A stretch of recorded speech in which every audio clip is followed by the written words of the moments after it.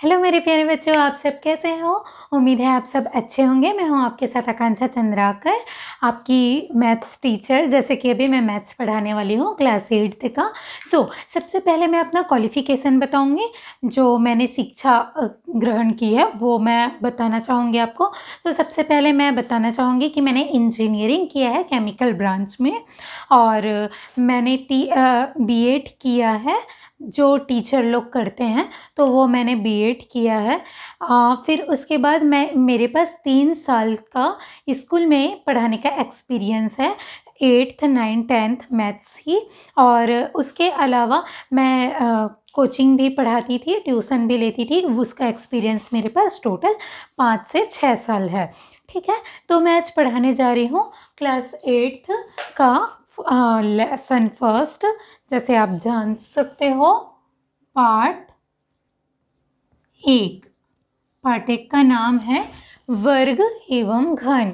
वर्ग को इंग्लिश में बोलते हैं स्क्वायर और घन को इंग्लिश में बोलते हैं क्यूब। सबसे पहले हमारी बारी आएगी वर्ग की, तो मैं आपको वर्ग को डिफाइन करना चाहूँगी। इसकी परिभाषा है, मैं परिभाषा लिखूंगी नहीं क्योंकि वो सब आपको बुक में ही मिल जाएगा, तो मैं सिर्फ वो समझाती हूँ जो बुक में नहीं है। ठीक है, वर्ग की जो चारों भुजाएं हैं वो क्या होती है? बराबर होती है।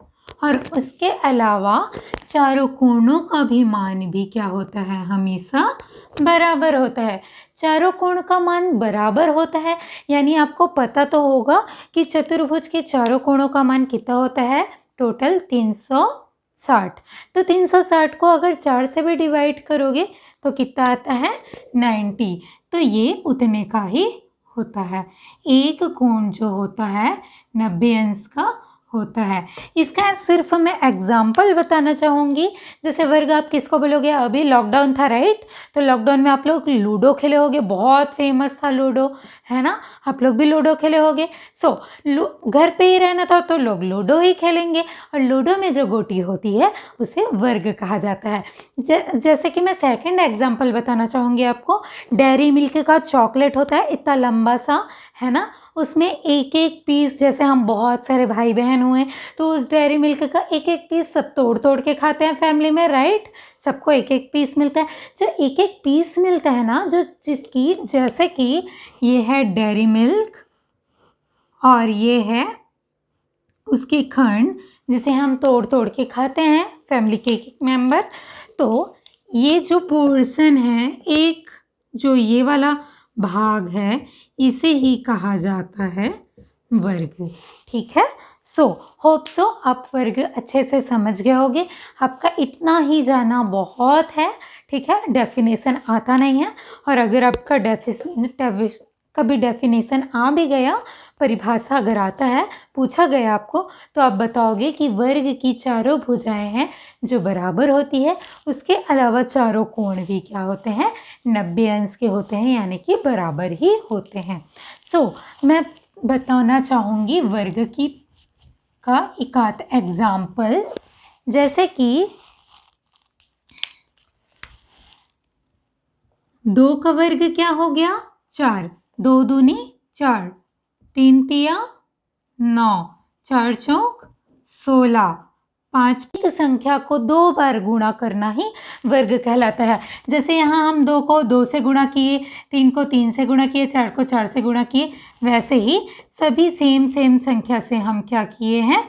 गुणा किए हैं। ओके, इसीलिए अगर सेम संख्या को अगर 2 बार गुणा किया जाए तो उसे कहते हैं वर्ग। ठीक वैसे ही अगर हमें 4 का वर्गमूल निकालना है तो 4 का वर्गमूल क्या होगा? 2 होगा। वैसे ही 36 का वर्गमूल ओनली 6 होगा। ठीक है, 49 का वर्गमूल 7 होगा, और वैसे ही 81 का वर्गमूल क्या होगा? 9 होगा। उम्मीद करती हूँ आप यहाँ तक के बहुत ही अच्छे से सीख गए होंगे। उसके अलावा सिर्फ एक ही एग्जाम्पल मैं लेना चाहूँगी। तो आपके बुक में एग्जाम्पल में है सबसे पहले 144, जो कि मैं समझाना ज़्यादा उचित समझती हूँ क्योंकि तुम बुक में देखे भी होगे, तो इसलिए मैं सिर्फ उसे ही समझाऊंगी जो आप ऑलरेडी बुक में देखे हैं। ठीक है, तो ये सबसे इजी है 144। तो सबसे पहले मैं बताना चाहूँगी कि कौन सी संख्या है जो किसी से भाग जा सकती है। तो दो की संख्या को आप ऐसे संख्या से भाग दे सकते हो जैसे 144, इसका इकाई संख्या क्या है? 4 यानी सम संख्या, राइट, इट मीन्स इवन है ये। ठीक है, सम संख्या को इंग्लिश में इवन बोलते हैं, विषम संख्या को इंग्लिश में ऑड बोलते हैं। तो इसकी जो फर्स्ट संख्या है, फर्स्ट डिजिट है, वो क्या है? सम संख्या है। तो अगर कोई भी सम संख्या रही तो वो हमेशा 2 से भाग जाएगी, लाइक 0, 2, 4, 6, 8, इस टाइप की संख्या। अगर आपके 2 के पहाड़े भी पढ़ोगे तो हमेशा सम संख्या में हमेशा ये ही संख्या आएगी, मतलब कि ये 4 जैसे सम संख्या है तो वो 2 से भाग जा सकती है। इसके अलावा 3 अगर आप जोड़ के जितने संख्या को आपको भाग देना है, अगर उसे जोड़ोगे और फिर जोड़ने के बाद जो संख्या डिवाइड होती है तो वो 3 से भाग जा सकती है। मेरे को पता है नहीं समझ में आया होगा, इसका डेफिनेशन ही ऐसा है। तो 144 को हम सबसे पहले जोड़ के देखेंगे, 1, 4, 4, 144 को हम 4 लिख लेंगे, 4 और 4 8 और 1 9। ये जो 9 है, 3 के पहाड़ा में 9 आता है क्या? 3 के पहाड़ा में 9 आता है। तो इसीलिए अगर 3 के पहाड़े में 9 आता है तो ये पूरी संख्या क्या है? 3 से भाग जा सकती है। 4 का डेफिनेशन बहुत ही ईजी है, जो संख्या 2 से भाग चले जाए वो 4 से भी भाग चले जाएगी। ठीक है, तो सम संख्या का इजली ऐसा ही होता है। ठीक है, और 5 का आपको पता होगा, 5 के इकाई संख्या में हमेशा 0, 5, 0, 5 यही आता है। 5 एकम 5, 5 दूनी 10, 5 तिया 15, हमेशा 0 और 5 आपको इकाई संख्या में मिल ही जाएगी। ओके, सो इसीलिए 5 का संख्या भी बहुत इजी है। तो 6 से कौन सा भाग जा सकता है? अगर 2 और 3 से भाग गया तो 6 से भाग जा सकता है। तो अब हम इसे चलते हैं भाग देने के लिए। हम इसे 2 से भाग देंगे, 2 सत्ते 14, 2 दूनी 4, 2 7 तो बड़ा हो जाएगा, 7 तो 2 के पहाड़े में आता नहीं है, तो क्या करेंगे? 2 तिया 6, 7 में 6 घटाए तो कितना बचा? 1, 1 और 2 12, 2 छक्के 12, 2 एकम 2, 2 अट्ठे 16, 2 नियम 18, 2 के पहाड़े में 9 आता है क्या? 9। इट मीन्स हमें इससे किससे भाग देना पड़ेगा? 3 से, 3 तिया 9, 3 एकम 3। तो हम इसका लिखेंगे 144। तो 144 हमें वर्ग मूल निकालना है, राइट? हमें देखना है पूर्ण वर्ग है अथवा नहीं। तो इसमें हम क्या करेंगे? सबसे पहले वर्गमूल, ये वर्गमूल का क्या है?